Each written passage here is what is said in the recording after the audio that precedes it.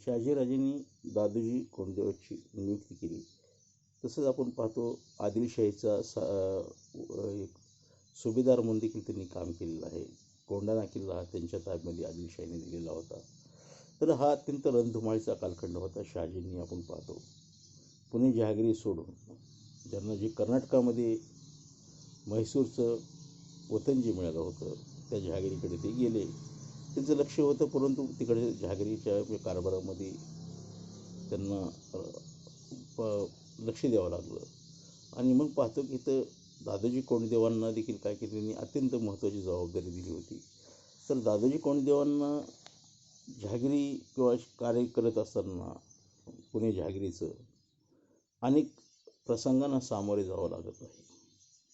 जसं आज आपण पाहतो सरकारकडे पाहतो की सरकार हे अत्यंत चिंतामय असतं किंवा सरकारसमोर अनेक प्रश्न असतात की आता काय करायचं. पाऊस पडला जास्त पडला तर पुन्हा शेतकऱ्यांना कसं सावरायचं, कमी पडला दुष्काळ पडला तर कसं सावरायचं, उत्पन्न वाढीसाठी साधनं काय करायची. असं ज्या त्या जहागिरी ज्या असतात त्या काळामध्ये आजचं जसं आपण राष्ट्र म्हणतो त्या कालखंडामध्ये जहागिरी असायच्या, असंख्य जहागिरी असायच्या, असंख्य जहागीरदार असायचे. आणि जहागीरदार आपापल्या प्रदेशामध्ये काय की काही जहागीरदार उपाययोजना करायचे, काही लूट करायचे, काही सरदार मंडळी ही आपल्या वतनदाराच्या विरोधात जायची, संघर्ष करायची. म्हणजे सर्व जवळपास हा गोंधळमय कालखंड होता. अशा सर्व कालखंडामध्ये आपण पाहतो की शहाजींनी जी काही जबाबदारी दिली होती त्यांना दोन जबाबदाऱ्या दिलेल्या होत्या. एक काय आहे की शिवाजी महाराजांना काय प्रशिक्षण देणं, लष्करी प्रशिक्षण देणं. लष्करी प्रशिक्षण ही त्या कालखंडाची गरज होती, परंतु चांगला प्रशिक्षक मिळाल्यानंतर, चांगला गुरु मिळाल्यानंतर विद्यार्थ्यालाही भविष्य असतं. हा सर्वात महत्त्वाचा आहे.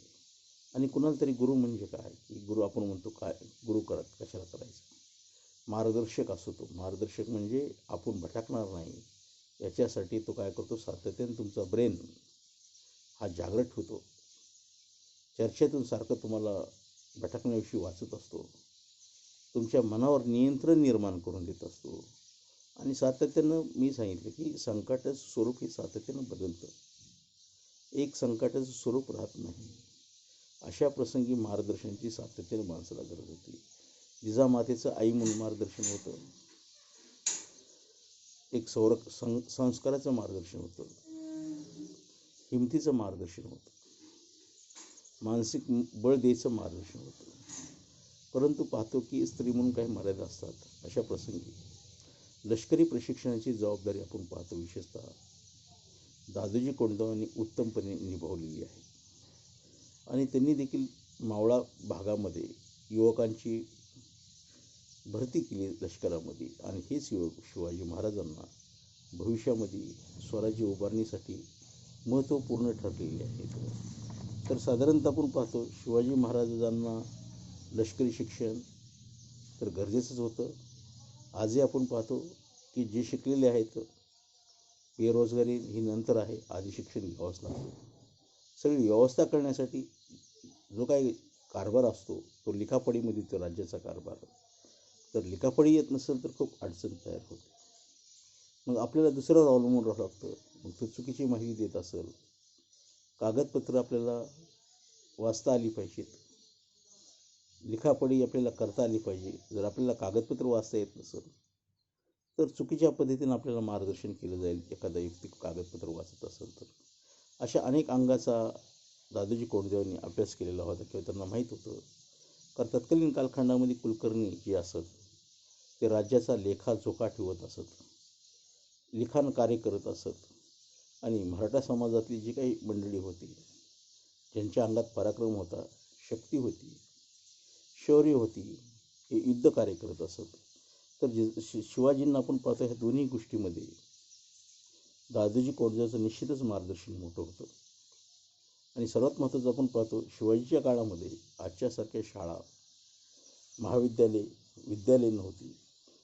क्वचित प्रसंगीच आपण पाहतो की घरामध्ये शिक्षणाची व्यवस्था केली जायची की हा भविष्यात हुशार झाला पाहिजे. परंतु ब्राह्मण समाजामध्ये लिहिणं वाचणं अभ्यास, विद्वत्ता ही परंपरेने चालत आलेली होती. त्याचाच परिणाम पाहतो आपण की अनेक लिखापडीमध्ये ब्राह्मण समाजाचं खूप मोठं असं योगदान आहे.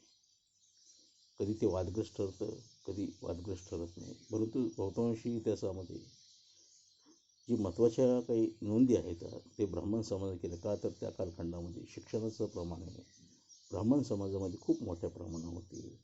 परंतु ज्यांचं काही उत्पन्न त्या काळामध्ये चांगलं आहे, जहागीरदार आहेत, अशा मंडळी काय करत असेल की मुलावर संस्कार हवेत, तो अज्ञान राहू नये, त्याला तत्कालीन माहिती जगाची कळावी किंवा तत्कालीन आजूबाजूच्या परिसराची माहिती कळावी म्हणून खास शिक्षकाची नियुक्ती केली जात असे आणि प्रशिक्षण दिलं जात असे. तसंच दादोजी कोंडदेवाची नियुक्ती ही शिवाजी महाराजांसाठी शहाजीराजांनी केलेली होती आणि त्यांना कारभार आणि राजकारणाचा दोन्ही अनुभव होता दादोजी कोंडदेवांना. तर हा अनुभव आपण पाहतो शिवाजींना कामी आलेला आहे.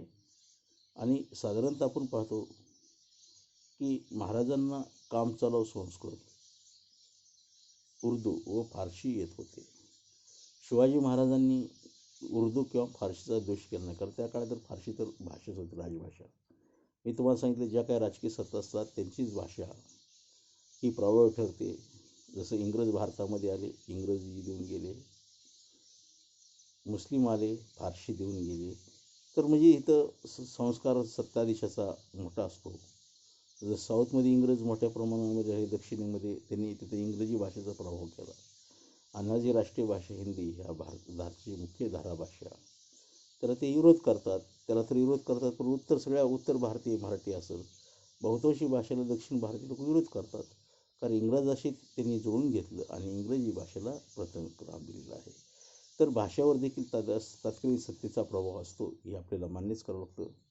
सत्ता बदलली पुन्हा त्या भाषेचं महत्त्व कमी होतं. तर साधारणतः आपण एक महत्त्वाचा मुद्दा लक्षात घेतला पाहिजे. तत्कालीन कालखंडामध्ये जी उर्दू, फारशी ह्या भाषेला महत्त्व होतं आणि संस्कृती बऱ्याचपैकी चांगल्या कुटुंबामधल्या मुलांना शिकवली जायची.